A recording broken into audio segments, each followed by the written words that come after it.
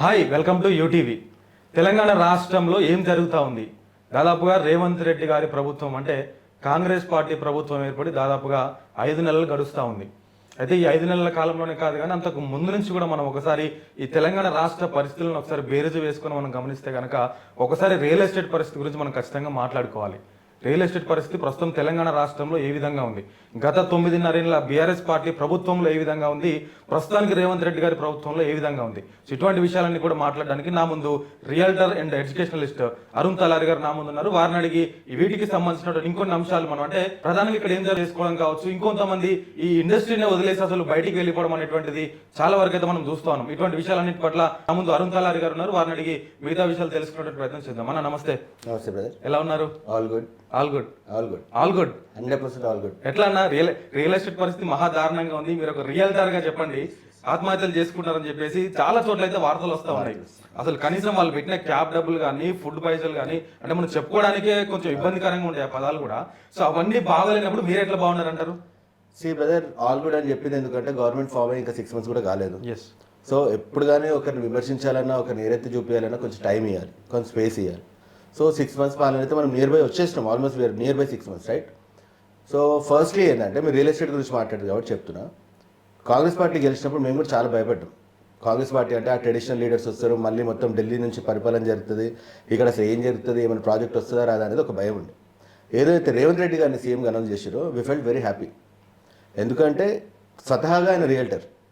దాంతోపాటు ఆయన ఎలక్షన్స్కి ముందు ఆయన అనౌన్స్ కూడా చేసిండు, నా కాపీ రైటే రియల్ ఎస్టేట్, నేను ఈరోజు ఈ స్టేజ్లో ఉన్నంటే రియల్ ఎస్టేట్ వల్లనే ఉన్నాను. సో దానివల్ల ఆబ్వియస్లీ మా థింకింగ్ ఎట్లా ఉన్నాయంటే ఖచ్చితంగా మళ్ళీ నిలబెడతాడు ఆయన, he will do his best. ఎందుకంటే ఒక రియల్ ఎస్టేట్ సంస్థ కరెక్ట్గా నడుస్తే, రియల్ ఎస్టేట్ అనే బిజినెస్ కరెక్ట్గా నడిస్తే it is going to influence 90% of the people. అంటే 90% ఆఫ్ ద జనాభాని ఈ రియల్ ఎస్టేట్ కరెక్ట్గా నడిస్తే ప్రభావం చూపిస్తుంది. Just for example, real estate మంచిగా ఉందనుకుంటే ట్రాన్సాక్షన్ ఎక్కడ అవ్వాలి? ఫస్ట్ ఎంత ట్రాన్సాక్షన్ జరిగితే గవర్నమెంట్కి అంత ట్యాక్సెస్ వస్తాయి. ఒక రిజిస్ట్రేషన్ అంటే మెయిన్గా గవర్నమెంట్కి వచ్చే ఇన్కంలో రియల్ ఎస్టేట్ చాలా ముఖ్యమైన, రియల్ ఎస్టేట్లో వచ్చే ట్యాక్సెస్.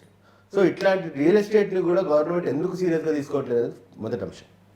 రెండోది ఏంటంటే రేవంత్ రెడ్డి గారు వచ్చినాక ఒక కొత్త ప్రాజెక్ట్ అనేది ఈ రోజు వరకు అనౌన్స్ కాలేదు. RRR అన్నారు, అది ముందు పోలేదు.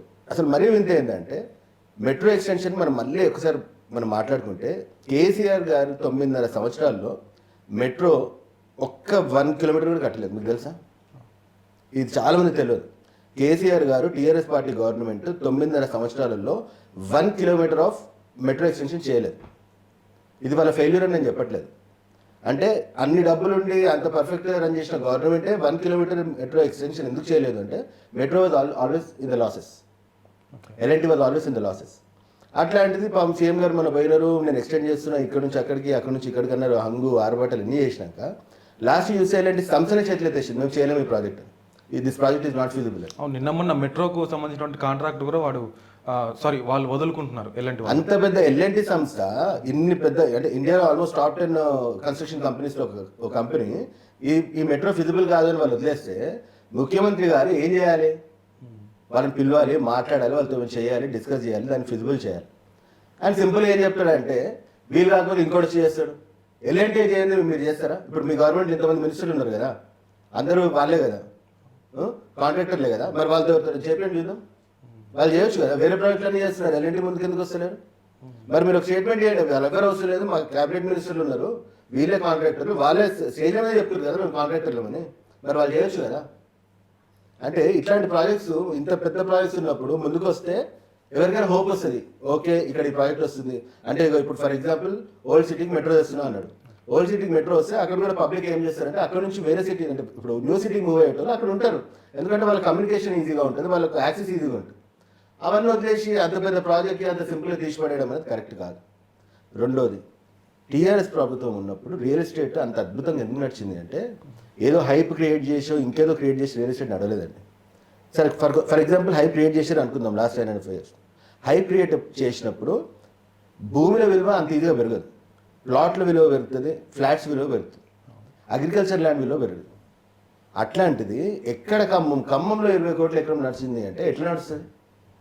సరే అమ్మటోడు ఎంతైనా చెప్తాడు, 20 కోట్లు కాదు 50 కోట్లు చెప్తాడు, కొనేటోడు ఎట్లా కొంటున్నాడు? సో అప్పుడు ఏంటంటే సస్టైనబుల్ డెవలప్మెంట్ అనేది క్లియర్గా కనిపించింది, not only in Hyderabad, all across the state.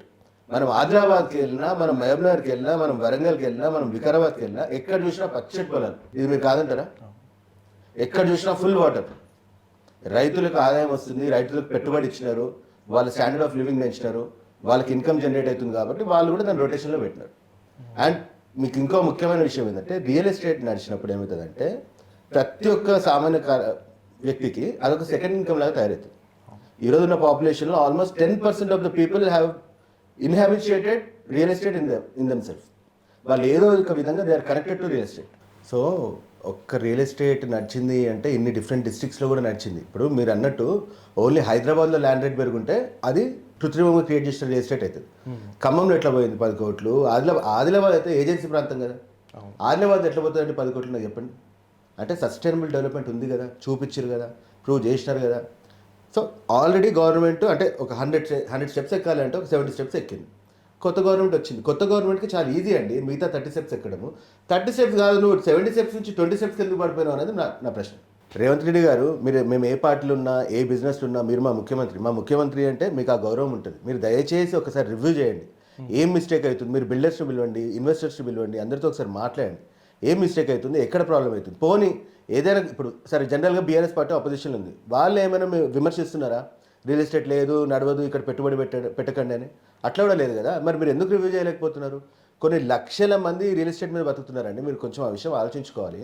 కొన్ని లక్షల మంది ముఖ్యంగా ఏజెంట్స్ అండి, రియల్ ఎస్టేట్ ఏజెంట్స్ అని ఉంటారు. ఏ కంపెనీ కూడా డైరెక్ట్గా ప్లాట్ సేల్ చేయలేదు, ఏజెంట్సే ప్లాట్ సేల్ చేయాలి. కొన్ని లక్షల మంది ఏజెంట్స్ వాళ్ళు ఏడుస్తున్నారు వాళ్ళకు. ఎందుకంటే మొత్తం సంవత్సరంలో వాళ్ళు 10 ప్లాట్లు అమ్మితే మహా అంటే ప్లాట్ మీద వాళ్ళకు 30,000, 40,000, 50,000 మిగులుతుందండి. వాళ్ళు దాని మీద అట్లా జీవనం నడిపించేటోళ్ళు. ఈరోజు పరిస్థితి ఏంటంటే అసలు వాళ్ళకి తినలేని పరిస్థితి, పిల్లలు స్కూల్కి పంపించలేని పరిస్థితి, వాళ్ళైతే ఏడుస్తున్నారు. ఇప్పుడు కంపెనీ ఎన్ని రోజులు సస్టైన్ చేస్తుందండి? కోవిడ్లో ఆల్రెడీ 2 సార్లు చాలా ఎంతవరకు చేయాలో అంతవరకు చేసినారు. ఇప్పుడు ప్లాట్ సేల్ లేనప్పుడు వాళ్ళు ఎట్లా బతకాలి? వాళ్ళ సర్వైవల్ ఏంది? క్యాబ్లు నడిపించుకుంటారండి వాళ్ళు. ఇవాళ తెలంగాణలో టీఆర్ఎస్ పార్టీ వచ్చిన 9.5-10 ఇయర్స్లో సొంతం ఇల్లు కొనుక్కునే స్థాయికి పోయిన రియల్ ఎస్టేట్ ఏజెంట్లు ఈరోజు క్యాబ్లు నడిపించుకుంటారు. కనీసం వాళ్ళు ఈఎంఐలు కట్టుకునే పరిస్థితులు ఉన్నారు. వాళ్ళ గురించి మీరు ఆలోచించండి. స్వతహాగా మీరు రియల్టర్ అన్నప్పుడు మీరు దాని మీద ఫోకస్ చేయండి. మీరు మరీ ముఖ్యంగా ఏంటంటే తెలంగాణలో లాస్ట్ 9.5 ఇయర్స్ రియల్ ఎస్టేట్ ఎట్లా ఉన్నాయంటే అద్భుతంగా ఉండే. ఎందుకంటే ఐటీ ఎంప్లాయీస్ కానీ వేరే ఎంప్లాయీస్ కానీ కూడా దాన్ని సెకండ్ ఇన్కమ్ కింద జనరేట్ చేసుకున్నారు. సాటర్డే సైట్ విజిట్లకు పోవడము, అక్కడ వాళ్ళకి తెలిసిన వాళ్ళకి ప్లాట్లు ఇప్పేయడం, వాళ్ళకు 10,000, 20,000 అట్లా మిగిలేది. ఇది కాకుండా ముఖ్యంగా ఏంటంటే రియల్ ఎస్టేట్ సంస్థ నడవాలంటే వాళ్ళ ఏజెంట్సే వాళ్ళ బేస్. ఏజెంట్ లేకుండా ఏ సంస్థ కూడా ప్లాట్లు అమ్మలేదండి. ఏదో మై హోమ్ లాంటి పెద్ద పెద్ద కంపెనీస్ అయితే ఆన్లైన్లో అమ్మగలుగుతారు, కానీ చిన్న కంపెనీస్ 10 acres 20 acres ప్రాజెక్ట్స్ చేసేవాళ్ళు ఏజెంట్ లేకుండా ఒక్క ప్లాట్ కానీ ఒక ఫ్లాట్ కానీ అమ్మలేరు. అట్లాంటి ఏజెంట్స్ ఏమైందంటే 9.5 ఇయర్స్ వాళ్ళు ఫ్రూట్ఫుల్గా ఉండేసరికి వాళ్ళు కూడా ఏం చేశారు? ఇల్లు కొన్నాడు, ఫ్లాట్ కొన్నాడు, పిల్లల్ని మంచి స్కూల్లో చదివిపోవడం, ఇవన్నీ జరిగింది. ఈరోజు పరిస్థితి ఏంటంటే ఫస్ట్ కోవిడ్ దెబ్బ, సెకండ్ కోవిడ్ ఇంకా దెబ్బ. అయినా కూడా చాలా కంపెనీస్ వాళ్ళ ఏజెంట్లను కాపాడుకోవడానికి చాలా రకరకాల ప్రయత్నాలు చేసినాయి. ఈరోజు పరిస్థితి ఏంటంటే ఇక ఫ్యూచర్లో అసలు తెలంగాణలో రియల్ ఎస్టేట్ నడుస్తుందా నడవదా, ఇట్లే పడిపోయి ఉంటుందా అనే ఒక డౌట్ క్రియేట్ అయింది. ఆ డౌట్ని తొలగించాలంటే ఇప్పుడున్న గవర్నమెంట్ వాళ్ళని పిలిచాలి, మాట్లాడాలి, వాళ్ళకి ఏమైనా సపోర్ట్ చేయాలి, కొత్త ప్రాజెక్ట్స్ తీసుకురావాలి, అనౌన్స్ చేయాలి, కొత్త ఐటీ కంపెనీస్ రావాలి. అసలు ఐటీ కంపెనీ ఇప్పుడు లాస్ట్ 6 నెలల్లో ఒక ఐటీ కంపెనీ వచ్చిందని మీరు చెప్పగలుగుతారా? ఒక్క company, can you name it? దావస్కి పోయారు 30,000 కోట్లు అన్నారు. 30,000 కోట్లు ఏది పేపర్ మీద ఉందా? అది కాకుండా వరస్ట్గా ఏంటంటే ఉన్న కంపెనీలు బయటకు పోతున్నాయని చెప్తున్నారు. మరి అంత నిజమో ఎంతగానో తెలియదు. అక్కడ ఏముంది, నేను ఇంకో ప్రశ్న అడుగుతాను. సో మీరు స్టార్టింగ్లో అన్నారు 9.5 ఏళ్లలో అద్భుతంగా ఉంది రియల్ ఎస్టేట్ అని చెప్పేసి. దానికి ముందు ఏమన్నారు? కాంగ్రెస్ పార్టీ ప్రభుత్వం వచ్చి 5 నెలలు అవుతుంది, దాన్ని మనం అభినందించాలి, ఇంకొద్ది రోజులు ఆగాలని చెప్పేసి అన్నారు.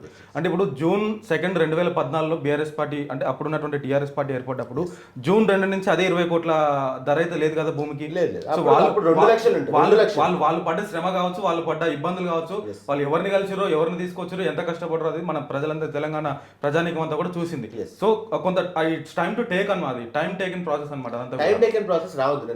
అయితే ఇప్పుడు ఏమైతే ఉందంటే కాంగ్రెస్ పార్టీ ప్రభుత్వం ఏర్పడి 5 నెలలు అవుతా ఉంది. ఎందుకు మీరు అనంటే ఈ ఇట్లాంటి రియల్టర్స్ అందరూ కూడా ఈ కాంగ్రెస్ పార్టీ ప్రభుత్వాన్ని బదనం చేసేటువంటి ప్రయత్నం చేస్తూ ఉన్నారు. మొన్నటి వరకు ఏమో 3 నెలల్లో 100 గ్యారంటీలు ఇవ్వలేదని చెప్పేసి అట్లా ఒకటి క్రియేట్ చేసినారు. సో ఇప్పుడు ఆ 3 నెలలు కాగానే ఇప్పుడు ఎంపీ ఎలక్షన్ కోడ్ రావడము, స్టిల్ మనం ఈ రోజు కూడా ఎలక్షన్ కోడ్ లోనే ఉన్నాం. రేపు June 4 తర్వాత 6 వరకు కూడా ఎలక్షన్ కోడే ఉంటుంది. మొన్న జరిగిన క్యాబినెట్ మీటింగ్ కూడా ఆంక్షలతో కూడిన క్యాబినెట్ మీటింగ్ చేసుకున్నారు రేవంత్ రెడ్డి ప్రభుత్వం. సో ఇంకొంత టైం ఇస్తే వాళ్ళు ఇంకేమన్నా డెవలప్ చేస్తారేమో, దాని మీద ఇంకేమన్నా మంచి ఆలోచనలు తీసుకుంటారేమో, కొంత టైం ఇవ్వచ్చు కదా. మీరు ఎందుకు అప్పుడే రియల్టర్స్ అందరికీ ఒక అపోహలాగా తీసుకొచ్చి అసలు రియల్ ఎస్టేట్ ఉంటుందా తెలంగాణ అనేటువంటి పదాలు వాడితే వాళ్ళు ఇబ్బంది పడేటువంటి అవకాశం ఉండదా? ఇబ్బంది పడొద్దు కాబట్టి మేము సూచన చేస్తున్నాం. ఓకే, ఇక్కడ డిఫరెన్స్ ఏంటంటే 2009 నుంచి 2014 వరకు తెలంగాణలో రియల్ ఎస్టేట్ లేదు. అవును, ఎందుకంటే అసలు ఎవరు సీఎమో తెలియదు, తెలంగాణ వస్తుందా రాదో తెలియదు, ఉద్యమ కాలము, అసలు ఎవరు నమ్మే పరిస్థితి లేదు, మొత్తం కంప్లీట్ డెడ్ అయ్యే స్టేజ్లో ఉంది. 2014 వచ్చిన తర్వాత దాన్ని మెల్లిమెల్లిగా డెవలప్ చేస్తూ ఇంటింటికి నీళ్ళు ఇచ్చి కరెంట్ ఇచ్చి, మోస్ట్ ఇంపార్టెంట్ పవర్ అనేది చాలా ఇంపార్టెంట్, గుర్తుపెట్టుకోండి. పవర్ లేకపోతే ఏ ఇండస్ట్రీ ఇక్కడ రాదు, వాటర్ లేకుంటే ఏ ఇండస్ట్రీ సర్వైవ్ కాదు. అవన్నీ చేస్తూ one by one step by step growth చేస్తూ ఈ స్టేజ్కి తెచ్చి, దయచేసి ముఖ్యమంత్రి గారు మీకు ఒక సూచన చేస్తున్నా. ఏంటంటే మీరు భూముల ధర పెంచుతా అంటారు కదా, ఖచ్చితంగా పెంచండి. ఎందుకంటే 50 లక్షలు ఉన్న భూమి ఈరోజు ఇంకా 5 లక్షలు చూపిస్తుంది గవర్నమెంట్ వాల్యూ. దాన్ని మీరు 50 లక్షలు చేసి రిజిస్ట్రేషన్ వాల్యూని మీరు తగ్గియండి. 6-7% ఉన్న రిజిస్ట్రేషన్ వాల్యూని 1% చేయండి. ఇక్కడ దీంతో అడ్వాంటేజ్ ఏంటంటే ఎవరైతే ఒక ప్లాట్ కొంటున్నాడో ఆ ప్లాట్ వాల్యూ 50 lakhs అనుకోండి, రిజిస్ట్రేషన్ వాల్యూ దాన్ని 5 lakhs చూపిస్తున్నాడు. అంటే దానికి లోన్ పోతే ఎంత వస్తుంది? లోను 2-3 లక్షలు వస్తుంది. అదే దీని వాల్యూ 50 లక్షలు చూపిస్తే 40 లక్షలు లోన్ వస్తుంది కదా. దానివల్ల గవర్నమెంట్ కూడా ఆదాయం పెరుగుతుంది కదా. 7% ఉన్న రిజిస్ట్రేషన్ వాల్యూ, 6.5% ఉన్న రిజిస్ట్రేషన్ వాల్యూ మీరు 0.5% పెట్టండి, 0.75% పెట్టండి. మీ ఇన్కమ్ ఏం తగ్గట్లేదు. పబ్లిక్కి లోన్ ఫెసిలిటీ పెరుగుతుంది, దానివల్ల బ్యాంకింగ్ సిస్టమ్ బాగుంటుంది, పబ్లిక్కి కొనే కెపాసిటీ పెరుగుతుంది, మీకు ట్యాక్సెస్ వచ్చి మీ ట్యాక్సెస్ మీకు వస్తాయి. ఈ విషయం ఈ రోజు వరకు ఏ రియల్ ఎస్టేట్ కంపెనీ వాళ్ళు కూడా చెప్పట్లేదు. దయచేసి మిగతా రియల్ ఎస్టేట్ కంపెనీస్ కూడా నా సూచన ఏంటంటే ఖచ్చితంగా ల్యాండ్ రేట్ పెంచాలి, రిజిస్ట్రేషన్ వాల్యూ తగ్గియాలి. ఎందుకంటే రిజిస్ట్రేషన్ ఛార్జెస్ ఇప్పుడు ఎంతో అయితే గవర్నమెంట్ కావాలో అంతే తీసుకుందాం. కాకపోతే ఏంటంటే ల్యాండ్ వాల్యూ పెంచితే బయింగ్ కెపాసిటీ పెరుగుతుంది. రైట్. ఇంకొకటి అంటే మీరు పదే మాట్లాడుతూ ఉన్నారు, బీఆర్ఎస్ గవర్నమెంట్లో అత్యద్భుతంగా రియల్ ఎస్టేట్ జరిగింది, అత్యద్భుతంగా రియల్ ఎస్టేట్ వ్యాపారులందరూ కూడా అభివృద్ధి పొందారు, ఫ్లాట్లు కొన్నారు, అది చేశారని చెప్తా ఉన్నారు. సో బీఆర్ఎస్ గవర్నమెంట్లో కూడా రెండు సార్లు అంటే కరోనాతో రియల్ ఎస్టేట్ వ్యవస్థ అంతా కూడా దెబ్బతింది. సో లాస్ట్ అంటే ఎప్పుడైతే ఎలక్షన్స్ వస్తాయో 2023 ఎలక్షన్స్ జరిగాయో దానికి 1 year బిఫోర్ కూడా రియల్ ఎస్టేట్ కొంత డౌనే ఉంది ఖచ్చితంగా కదా. సో మరి ఎందుకు మీరు పదే ఈ కాంగ్రెస్ గవర్నమెంట్ వచ్చాకనే డౌన్ అయిపోయింది, ఇంకా లేవదు అనేటువంటి విధంగా మాట్లాడుతున్నారు? దీనికి ఎట్లా అర్థం చేసుకోవచ్చు? లేదు, ఒక్కటండి, విమర్శ చేయడము సూచన చేయడము చాలా తేడా ఉంటుంది. ఇప్పుడు నేను మాట్లాడేది మొత్తం సూచన చేయడం మాత్రమే. దీంట్లో ఒక ఇంపార్టెంట్ విషయం ఏంటంటే 2014 కంటే ముందు తెలంగాణలో రియల్ ఎస్టేట్ చాలా ఘోరమైన పరిస్థితి ఉండే. 14 తర్వాత 15, 16 వరకు కూడా స్లోగా డెవలప్ అయింది. 16 తర్వాత ఫుల్ ఫ్లెడ్జ్గా వచ్చింది. తర్వాత 21, 22లో తగ్గిన మాట వాస్తవం. ఎందుకు తగ్గిందంటే కోవిడ్ ఒకటి, ఎలక్షన్ ఇయర్ ఒకటి, ఏ గవర్నమెంట్ వస్తుందని తెలియదు. దీనికి తోడు ఒక ప్రాంతం, మన పక్క రాష్ట్రంలో ఉన్న ఒక ప్రాంతము, ఒక పార్టీ చాలా తెలివిగా ఇక్కడ రియల్ ఎస్టేట్ని దెబ్బకొట్టడానికి కొన్ని టీవీ ఛానల్స్ని యూజ్ చేసుకుంటూ పబ్లిక్ మైండ్ని డివైడ్ చేయడంలో 100% సక్సెస్ఫుల్ అయినారు. రేపు ఇంకో విషయం కూడా చెప్తున్నా, రేపు పొద్దున అక్కడ మళ్ళీ అదే పార్టీ గవర్నమెంట్లోకి వస్తే ఇక్కడ మనకు ముప్పు తప్పదు. ఈ విషయాన్ని దయచేసి మన కాంగ్రెస్ గవర్నమెంట్ కానీ రేవంత్ రెడ్డి గారు కానీ దీన్ని సీరియస్గా తీసుకోవాలి. మీరు వాళ్ళ చెప్పు చేతుల్లో వాళ్ళు మాటలేని ఇక్కడ రియల్ ఎస్టేట్ని దెబ్బకొడితే మాత్రం స్టేట్ మళ్ళీ 5 years బ్యాక్ పోవడం ఖాయం. మీరు ఇంకా 5 years మీరే ఉండాలని కోరుకుంటున్నాము, మీరు మంచి గవర్నెన్స్ ఇవ్వాలని కోరుకుంటున్నాము. మీ ద్వారా మీ గవర్నెన్స్లో ప్రజలు కూడా చాలా సుఖశాంతులతో ఆనందంతో ఉండాలని, ప్రజలు హ్యాపీగా ఉండాలి, అందరికీ డబ్బులు రావాలి, ఆ డబ్బులు మళ్ళీ ఇన్వెస్ట్ చేయాలి, బిజినెస్ అన్నీ మంచిగా ఉండాలి, ఎడ్యుకేషన్ సిస్టమ్ మంచిగా ఉండాలి, హెల్త్ సిస్టమ్ మంచిగా ఉండాలి. ఇవన్నిటికీ మీరు దయచేసి కృషి చేయండి. అండ్ ప్లీజ్ దయచేసి మీరు ఫస్ట్ మీ పీసీసీ పదవికి రాజీనామా చేసి ఫుల్ ఫ్లెడ్జ్ ముఖ్యమంత్రి అయితే మీరు ఇంకా బాగా పరిపాలన చేయగలుగుతారని మా కోరిక. అంతేకాకుండా దయచేసి రియల్ ఎస్టేట్ సోదరులు, రియల్ ఎస్టేట్ రిలేటెడ్ పీపుల్ అందరూ కూడా ఒక సూచన ఏంటంటే ఖచ్చితంగా government will take necessary actions. రేపు పొద్దున RRR కానీ స్టార్ట్ అయింది అంటే ఖచ్చితంగా రియల్ ఎస్టేట్ మళ్ళీ పుంజుకుంటుంది. మీరు ఎవరు డిసార్ట్ కావద్దు. అక్కడిక్కడ పేపర్లలో చదువుతున్నాం, చాలామంది చాలా ఇబ్బందులు పడుతున్నారు, కొంతమంది ఆత్మహత్యలు చేసుకుంటున్నారని కూడా చెప్తున్నారు. అంతవరకు పోదు. మేబీ ఇంకొక 6 months టైం పట్టొచ్చు. బట్ ఖచ్చితంగా రేవంత్ రెడ్డి గారి మీద విశ్వాసం ఉంది. మా ముఖ్యమంత్రిగా ఆయన చేయాల్సిన ప్రయత్నం ఆయన చేస్తారు. ఆయన కూడా స్వతహాగా ఆయన రియల్టరే కాబట్టి ఖచ్చితంగా మన బాధలు వాళ్ళకి తెలుస్తాయి. సో దయచేసి ఎవరు నిరాశ నిస్పృహలకు లోన్ కావద్దు. ఖచ్చితంగా ఒక 6 months వెయిట్ చేయండి. 100% we will succeed. Thank you so much అన్న. నిజానికి మీరు అన్నట్లు ఏదైతే RRR ఇప్పుడు రీజనల్ రింగ్ రోడ్ శాంక్షన్ అయితే కనుక, అంటే స్టార్ట్ అయితే కనుక మీరు అన్నట్లు ఇంకొంత రియల్ ఎస్టేట్ అనేది పుంజుకునేటువంటి అవకాశం కనిపిస్తూ ఉంది. సో అట్లా అది స్టార్ట్ అవడానికి అడుగులు ముందుకు తొందరగా పడాలని చెప్పేసి మనం కోరుకుందాము.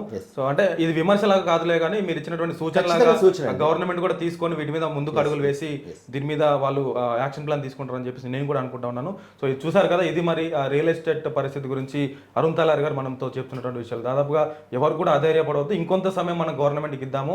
నిన్న మొన్నే కదా ఎలక్షన్స్ అయిపోయింది, ఇంకొంత సమయం ఇస్తే అటు రీజనల్ రింగ్ రోడ్ కావచ్చు, ఇంకొన్ని విషయాల్లో కూడా గవర్నమెంట్ త్వరితగతిన కూడా పనులు పూర్తి చేసుకొని పూర్తి స్థాయి ముఖ్యమంత్రిగా రేవంత్ రెడ్డి గారు బాధ్యతలు చేపట్టి రియల్ ఎస్టేట్ మీద కూడా వారు దృష్టి పెడతారని చెప్పేసి వీరందరూ కూడా ఆశాభావం వ్యక్తం చేస్తున్నారు. కాబట్టి చూద్దాం ఏం జరుగుతుందో. మున్ముందు విషయాలతో, ఇటువంటి విషయాలకు సంబంధించి మరికొన్ని విషయాలతో నేను మీ ముందుకు వచ్చేటువంటి ప్రయత్నం చేస్తాను. అంతవరకు చూస్తూనే ఉండండి యూటీవీ.